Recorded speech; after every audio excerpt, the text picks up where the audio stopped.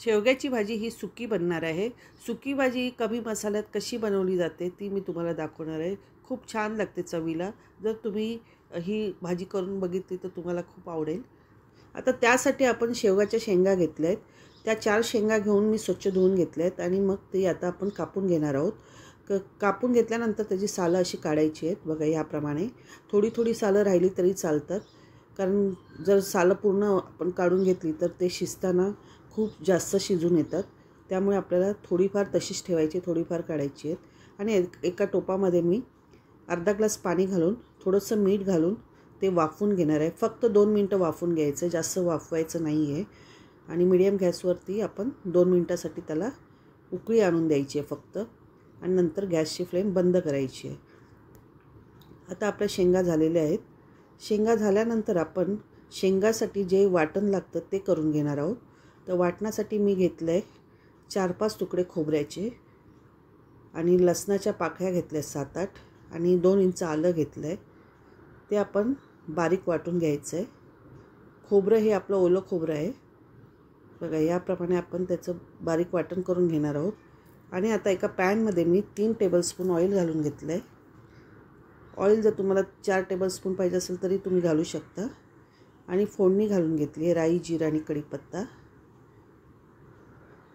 फोडणी चांगली लागल्यानंतर आपण त्याच्यामध्ये मसाले घालून घेणार आहोत। हळद आणि गरम मसाला, कांदा लसूण मसाला घालणार आहोत 2 टेबलस्पून। तुमच्या चवीनुसार तुम्ही तिखट कमी जास्त करू शकता। आणि ते वाटण घालून घेतो आहोत, आणि त्यामध्ये मसाला करपू नये म्हणून थोडंसं आपल्याला पाणी घालून घ्यायचं आहे। बघा मसाले आपले याप्रमाणे भाजले गेलेले आहेत। आणि त्यानंतर आपण चांगले परतून घेऊया। परतून घेतल्यानंतर आपल्याला मोठा 1 चमचा तीळ घालून घ्यायचा आहे।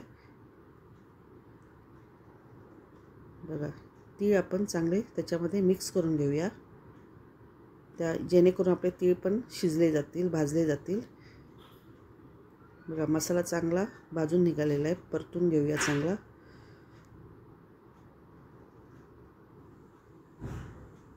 मसाला 2 मिनिटं परतून घेतल्यानंतर आपण त्यामध्ये शेंगा घालून घेणार आहोत। शेंगाचं पाणी आपण त्याच्या सकटच टाकलेलं आहे। बघा शेंगा आणि मसाले चांगले भाजून घेतले आहेत, आणि 2 मिनिटासाठी आपण त्याला वाफवून घेणार आहोत। मी त्यामध्ये हिंग आणि कोथिंबीरही टाकली आहे, आणि मला जास्त तिखट पाहिजे होतं म्हणून काश्मीरी लाल मिरचीचं 1 टीस्पून मी टाकलेलं आहे। आता हे सगळं मिक्स केल्यानंतर आपण त्याला वाफवून घेतलं 10 मिनिटं। जास्त वाफवायचं नाही आहे, मीडियम गॅसवरतीच आपण त्याला 10 मिनिटं वाफवून घेतलं आहे। शेंगा जास्त पण शिजलेल्या चांगल्या लागत नाही। बघा याप्रमाणे आपल्या शेंगा शिजल्या आहेत। त्याच्यामध्ये मी शेंगदाण्याचं कूट आणि कोथिंबीर टाकून घेतली आहे, आणि 2 मिनिटं परतल्यानंतर